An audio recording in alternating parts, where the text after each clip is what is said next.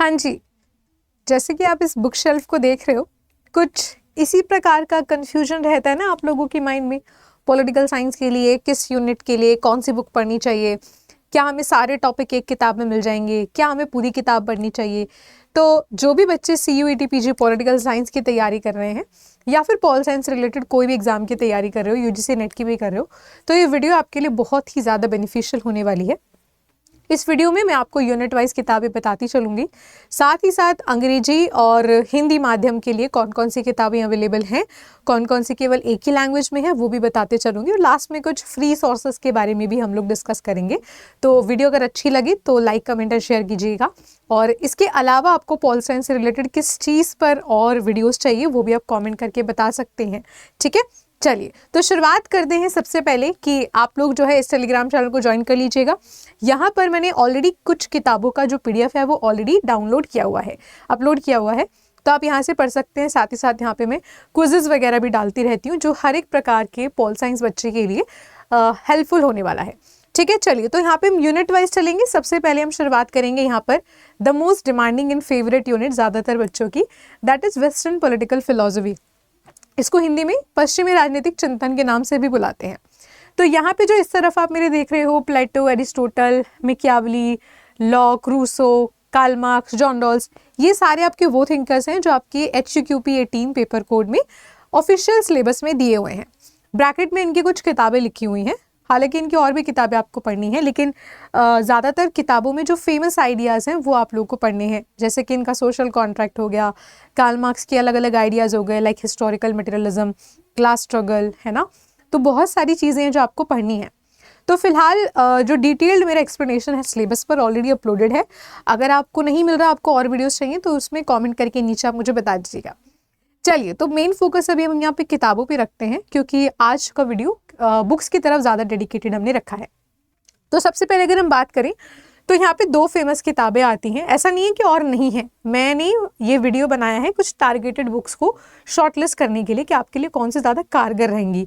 इसका मतलब ऐसा कतई नहीं है कि इनके अलावा जो भी किताब आपके पास है और इनमें सेम थिंकर अवेलेबल हैं तो आपको वो नहीं पढ़नी चाहिए, आप पढ़ सकते हैं, इट्स योर चॉइस। ठीक है, तो यहाँ पे हम 2 किताबों की बात कर लेते हैं। सबसे पहले ये है OP गाबा वेस्टर्न पॉलिटिकल थॉट, और इस तरफ है हमारी सुब्रता मुखर्जी एंड सुशीला रामास्वामी। इस किताबों को ज़्यादातर वो लोग पढ़ते हैं जो UPSC एस्पिरेंट्स होते हैं, और दोनों में डिफरेंस क्या है, ये वाली थोड़ी ज़्यादा ही बेसिक है और ये वाली थोड़ी ज़्यादा ही एडवांस्ड है।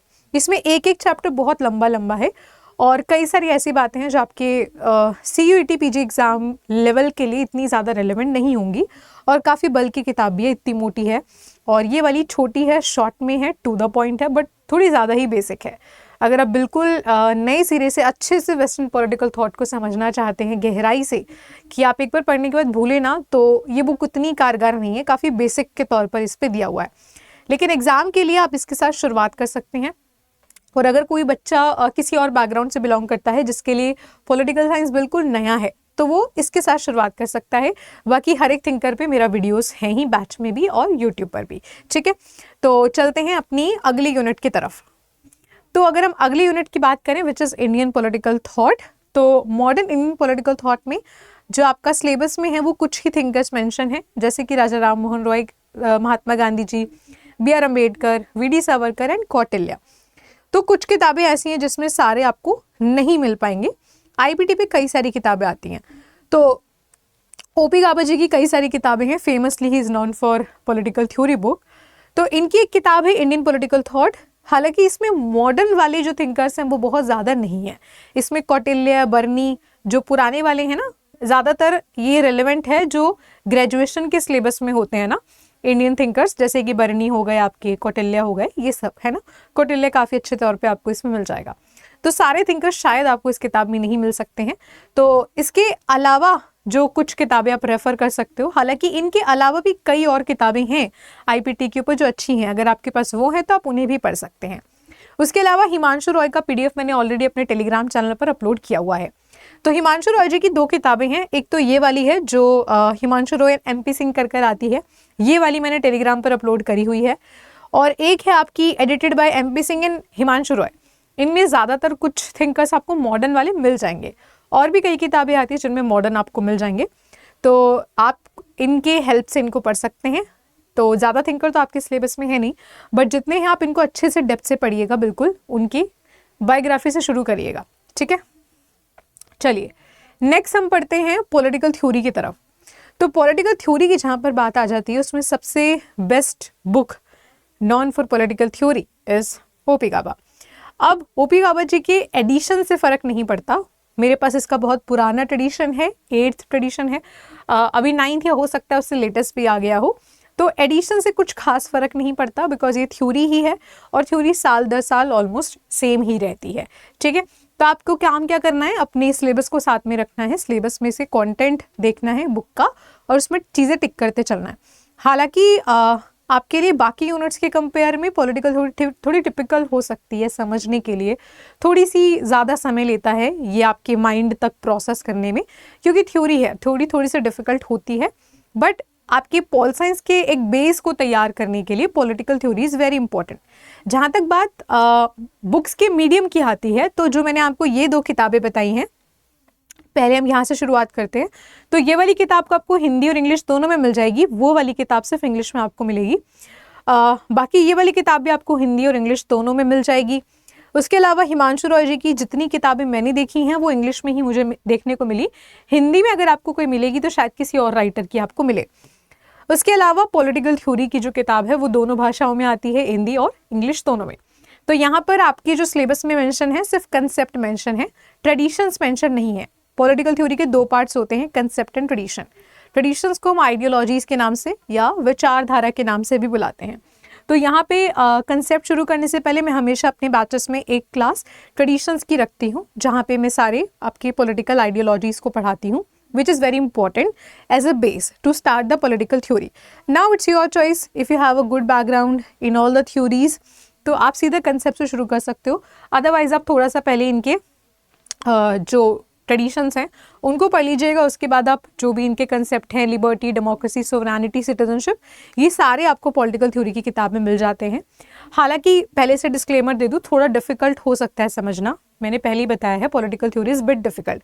जैसे जब मैं अपने नोट्स बनाती हूँ बैचेस में तो बहुत ईजी लैंग्वेज में होते हैं, फिर बच्चे बुक पढ़ के बोलते हैं मैम बुक में तो समझ में नहीं आ रहा, सिर्फ नोट्स ही पढ़ ले क्या। तो नाउ इट्स योर चॉइस, जो बैच वाले बच्चे हैं आप सिर्फ नोट्स ही पढ़ेंगे तो भी बहुत होगा, बट बाकी सब जो बच्चे वीडियो देख रहे हैं और भी, वो इस बुक को रेफर कर सकते हैं, ठीक है। बाकी सबके अंडरस्टैंडिंग लेवल पर भी डिपेंड करता है। एक और किताब आती है एंड्रयू हेवुड की, और ये हिंदी में नहीं आती है, ये सिर्फ इंग्लिश में आती है। मेरे पास भी है, काफ़ी अच्छी किताब है, पॉलिटिकल थ्योरी एंड इंट्रोडक्शन। दोनों में फ़र्क क्या है ना, इसमें जो थिंकर्स है ना वो बहुत अच्छे से ना बॉक्स वाइज दे रखे हैं, मतलब एक एक थिंकर का ना अलग अलग से बॉक्स बना के दे रखा है कि वो किस आइडियोलॉजी से बिलोंग करते हैं।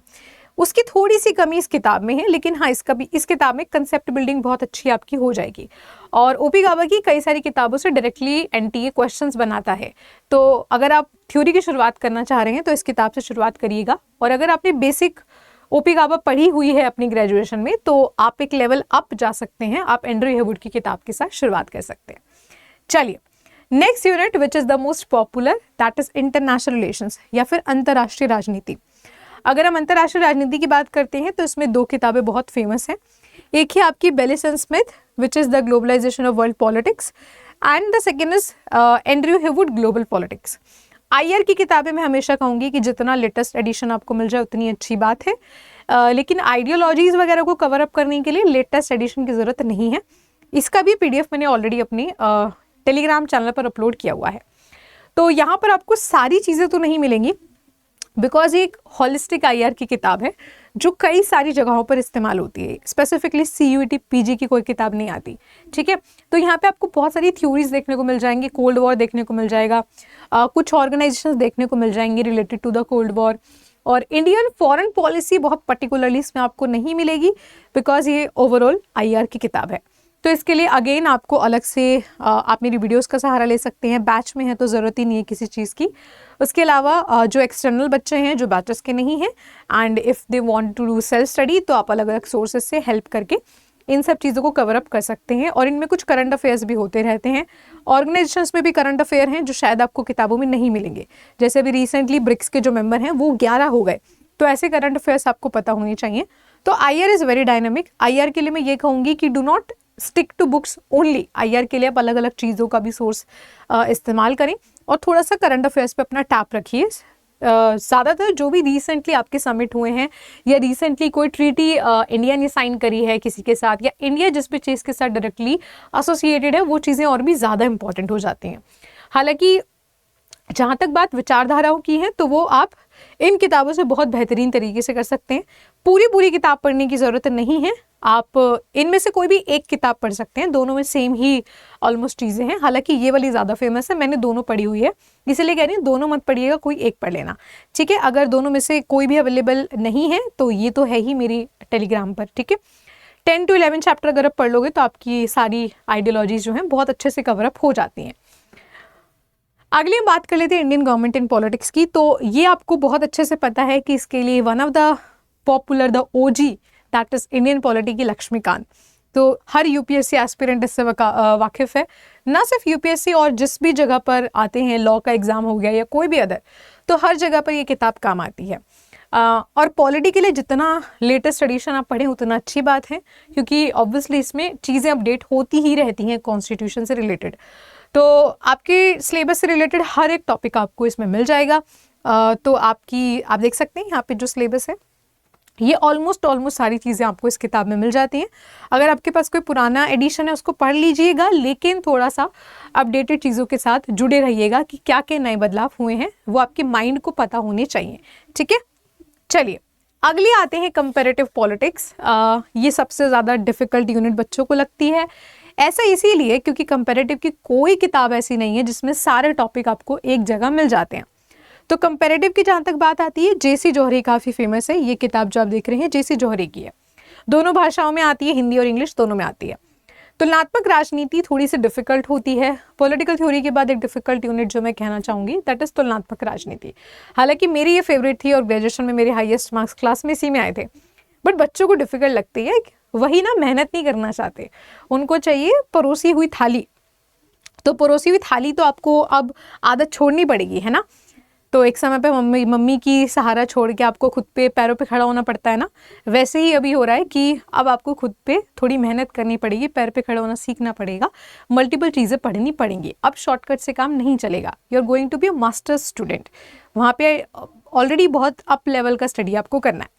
तो यहाँ पे आप पॉलिटिकल सोशलाइजेशन से लेकर डिफरेंट अप्रोचेज हैं और अलग अलग इलेक्टोरल सिस्टम है, अलग अलग पार्टी सिस्टम है, पॉलिटिकल कल्चर है, सारे टॉपिक आपको नहीं मिलेंगे इस किताब में, बट हाँ काफ़ी हद तक चीज़ें आपका तुलनात्मक राजनीति या कंपैरेटिव का एक बेस अच्छा सा आपका इस किताब से तैयार हो जाता है। हालांकि सारे टॉपिक्स को कवर अप करने के लिए आपको डिफरेंट तरीके के सोर्सेस का भी जो है यूज़ करना पड़ेगा। बैच में तो मैं सारे ही कराती हूँ, तो आपको बुक पढ़ने की नीड नहीं है। बाकी कुछ टॉपिक मैंने ऑलरेडी यूट्यूब पे भी करा रखे हैं और अपकमिंग में आएंगे। और यूट्यूब पे मेरी डेली क्लास रोज़ 5 बजे होती है, मंडे टू फ्राइडे, ठीक है।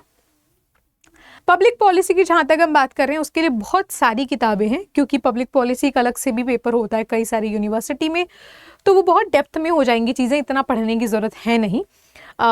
तो पॉलिटिकल साइंस की जहाँ तक हम बात कर रहे हैं तो पब्लिक पॉलिसी में बहुत ज़्यादा चीज़ें आपको नहीं पढ़नी। मॉडल्स में 4-5 मॉडल हैं जो ज़्यादा इंपॉर्टेंट है। उसमें से सबसे इम्पॉर्टेंट इंक्रीमेंटल है, जो पिछले साल भी पूछा गया। मैंने कहा भी था कि आई एम डैम श्योर कि अगर मॉडल से क्वेश्चन आता है पब्लिक पॉलिसी से, it is going to be on incremental model Charles Lindblom, and same question आपकी CUET PG 2025 में आया। So that's how focus study जो होती है, और सारी चीज़ें मैं आपको बताती हूँ टू द पॉइंट कि क्या चीज़ें आने वाली हैं, ठीक है, with 99% surety, because obviously exam मैंने नहीं बनाया है, तो मैं नहीं बोल सकती कि हाँ 100% आएगा, बट स्टिल इतने साल के एक्सपीरियंसेस के बाद I can tell you the most important topics, ठीक है। तो इसमें पॉलिसी प्रोसेस है, उसके अलावा कुछ रीसेंट पॉलिसी देख लीजिएगा। रीसेंट गवर्नमेंट जो है वो 2014 से है, तो 14 से अभी तक की कुछ पॉलिसीज़ को देख लीजिएगा। Last but not the least unit which is contemporary global issues. Again ये कुछ डायनामिक सी यूनिट है जिसके लिए कोई किताब रेफर नहीं कर सकते आप। यहाँ पे कुछ चीज़ें आपको क्लाइमेट चेंज से रिलेटेड करनी है, जैसे कि सारी ट्रीटी समिट। उसके अलावा ग्लोबल जस्टिस थॉमस पॉक का आपको पढ़ना है। ह्यूमन राइट्स आपको अच्छे से पता होना चाहिए, UDHR पता होना चाहिए, सिविल राइट्स वाला कोवेनेंट पता होना चाहिए, कल्चरल राइट्स वाला कोवेनेंट पता होना चाहिए, विमेन के लिए कौन सा ईयर डेडिकेटेड है, डेकेड ईयर डेडिकेटेड है, ये सारी चीज़ें पता होनी चाहिए, ठीक है। तो again I am saying it is a dynamic topic and you have to cover this from different type of sources, ठीक है। नाउ थोड़ा सा अगर हम फ्री सोर्सेज की अगर अब बात कर लेते हैं, if you talk a little bit about the free sources, तो फ्री सोर्सेज में सबसे पहले तो मैंने आपको किताबें ही बता दी हैं जो आपको खरीदने की जरूरत नहीं पड़ेगी, काफ़ी सारी का पीडीएफ अवेलेबल है। जैसे मैंने अपने टेलीग्राम चैनल पर ओपी गाबा का डाला हुआ है, हिमांशु रॉय डाला हुआ है, ग्लोबलाइजेशन वाला जो किताब है बेलिस का वो डाला हुआ है। तो कई सारी किताबें आपको ऐसे ही जो है अवेलेबल हो जाती हैं। बाकी आप थोड़ा बहुत अगर कंसेप्ट बिल्डिंग करना चाहते हैं तो फ्री सोर्सेज में एक आप तो इग्नू के नोट्स आते हैं, उनको रेफर कर सकते हैं। हालांकि प्लीज़ नोट करिएगा, मैं ये नहीं कह रही कि इग्नू के नोट्स से आपका एग्जाम क्लियर हो जाएगा, उससे आपका एक अच्छा खासा इजी लैंग्वेज में कंसेप्ट बिल्डिंग हो जाएगा। इजीली अवेलेबल है, इंटरनेट पे आपको पीडीएफ मिल जाएंगे, टॉपिक डालिए पीडीएफ आराम से मिल जाएगा। उसके अलावा जो अभी आपके ग्रेजुएशन के नोट्स हैं उसको फेंकिएगा नहीं, ग्रेजुएशन में ही ऑलमोस्ट ये सारी चीज़ें जो है आपने पढ़ी हुई होती हैं, तो आपका जो ग्रेजुएशन का मटेरियल है उसको आप लोगों को यूज़ करना है। नेक्स्ट आपके लिए सबसे इंपॉर्टेंट जो चीज़ है वो है पीवाईक्यूज। पीवाईक्यूज आपको हमारी किताब में भी मिल जाएंगे, जो किताब हमारी वेबसाइट पर अवेलेबल है, पॉलिटिकल साइंस की 200-300 की किताब आराम से है। तो वहाँ पे पूरे सिलेबस के शॉर्ट नोट्स भी मिल जाएंगे आपको, साथ ही साथ सारे प्रीवियस ईयर क्वेश्चंस मिल जाएंगे अब तक के विद डिटेल्ड एक्सप्लेनेशन। तो वो आपके घर पर प्रिंटेड फॉर्म में डिलीवर होता है। बहुत बच्चों ने लिया हुआ है, जिसने नहीं लिया ले लीजिएगा, लेकिन हाँ सिर्फ उससे एग्जाम क्लियर होगा ऐसा नहीं, वो शॉर्ट में दे रखे हैं, ठीक है। उसके अलावा अगर हम फ्री सोर्सेज की बात कर लेते हैं तो डिफरेंट यूनिवर्सिटीज़ के क्वेश्चन पेपर हैं, आप उनको कलेक्ट करिए, वहाँ से आपको बहुत सारे क्वेश्चन देख के पता चल जाएगा कि हर एक टॉपिक से क्वेश्चन कैसे पूछे जाते हैं। आप डीयू के, जेएनयू के, बीएचयू के क्वेश्चन पेपर देख सकते हैं, बिकॉज इनका जो था पहले अलग अलग एग्जाम हुआ करते थे। जैसे कि बीएचयू का अलग एंट्रेंस होता था, जेएनयू का जेएनयू ईई होता था एंट्रेंस एग्जाम, उसके अलावा डीयूईटी होता था, दिल्ली यूनिवर्सिटी एंट्रेंस एग्जाम। सारे पॉल साइंस के जो थे उसमें सिलेबस तो सेम ही रहता था। तो आप सबको जो है कलेक्ट करके टॉपिक वाइज छांट लीजिए कि किस टॉपिक से किस प्रकार के क्वेश्चंस आपके बन रहे हैं, ठीक है। तो आज की वीडियो में मुझे लगता है हमने बहुत सारी चीज़ें ऑलरेडी डिस्कस कर ली हैं।